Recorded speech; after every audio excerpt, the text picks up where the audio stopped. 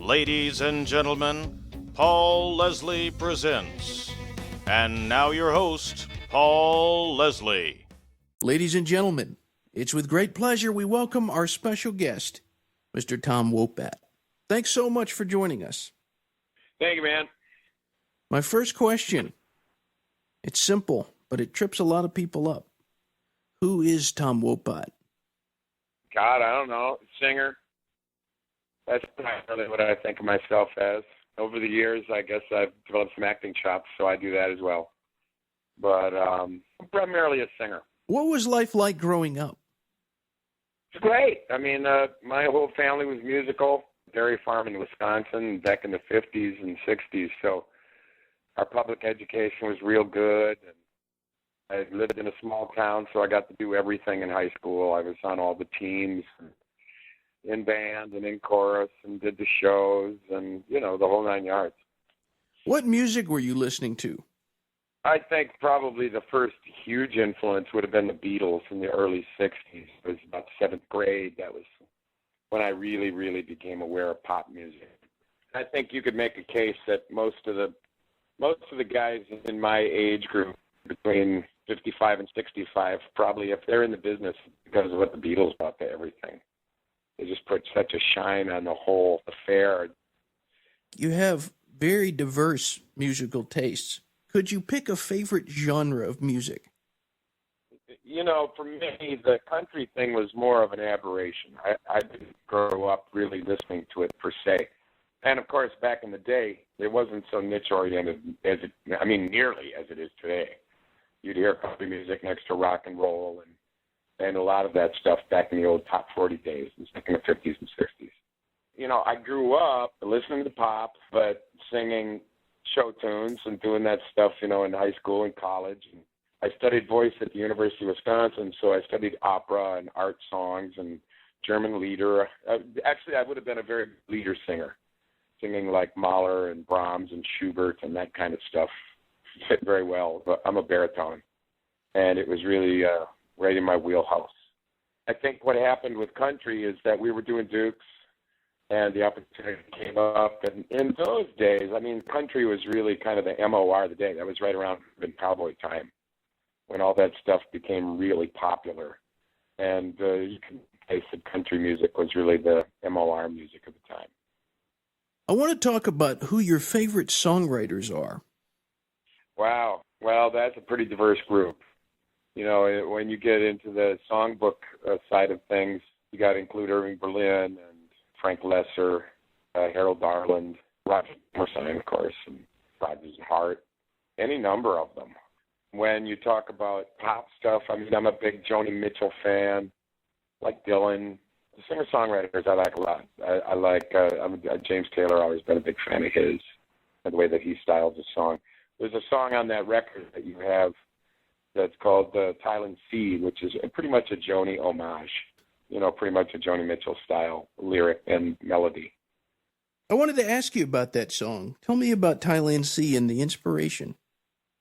I was in Thailand doing a movie in 2006. I did a movie over there called The Hive. It's a kind of a low-budget British sci-fi film. I hadn't written the song in probably 4 or 5 years. The place is so beautiful. I was staying in a hotel on the Thailand Sea up on the 12th floor, and the mountains out right outside my window. And it was really something, and it was something that really moved me to take out the guitar and sing together. So that's kind of what it ended up to be. I think it's actually a decent little piece of poetry. I'm happy the way it came out. It really is one of the eclectic edges of this record. The record goes in a lot of different directions. You got Deacon Blues on there and a Lou Rawls and a lot of different things. You got a full-on Gershwin song. We were kind of happy that we could kind of meld all those things onto one record. How did you go about choosing these songs? Most of the selections are mine. Dave Fick, the producer, had quite a bit of input. Like the Ode to Billy Joe was his idea. Again, it's kind of another eclectic edge to the record. Definitely as far country as we go.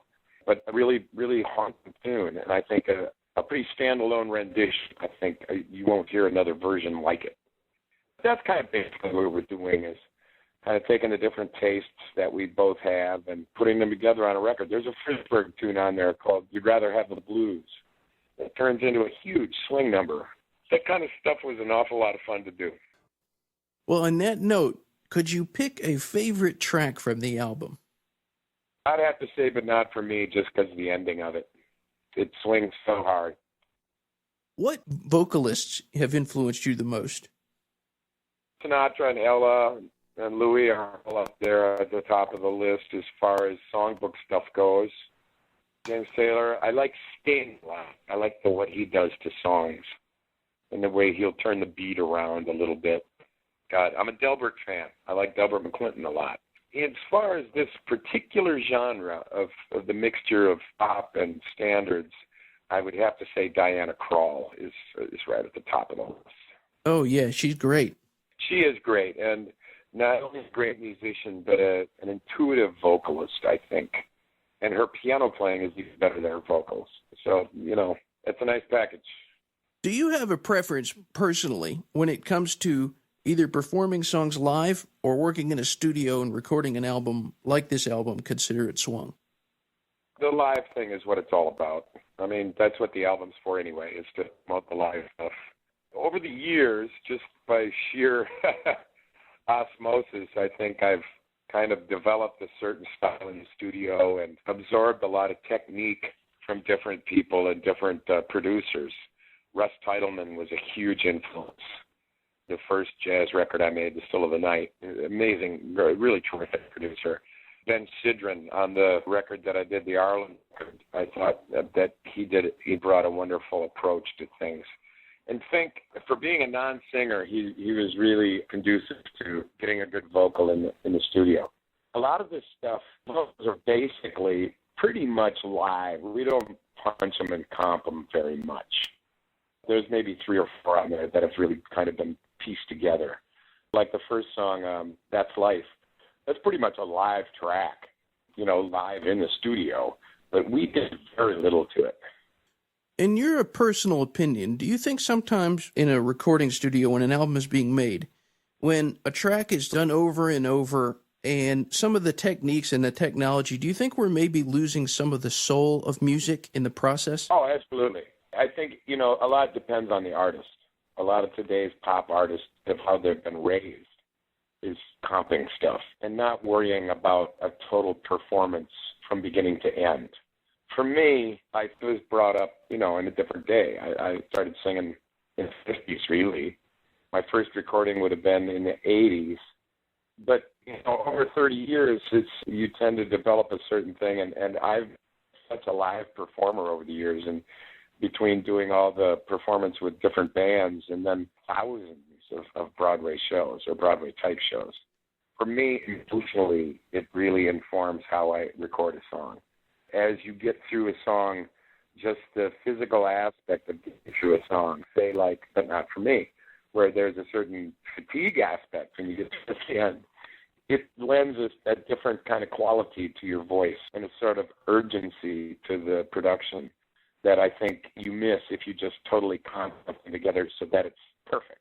And the days of doing things like Steely Dan did, the analog approach of, basically what they would do is they would record a song and then they would replace everything, piece by piece by piece, meticulously. Mr. Wopat, you're a man that's worn a lot of hats. You've appeared in countless Broadway shows. You've been in television. You've been on film. Are there any dreams that you have yet to see become a reality? Directing. I've done it a little bit in my past. I directed some of the episodes of Dukes, and I've directed some stage stuff a little bit at Summer Stock. A few more years on, I may not care to see myself in front of the camera anymore. I do like to take a hands-on approach. I mean, with this last record, I would have to say that I was as involved with production as I've ever been, and more so. And I think that's a tendency that I like. I like being in control. So I expect there's some direction to come. And maybe even producing a record or two. That'd be fun, too.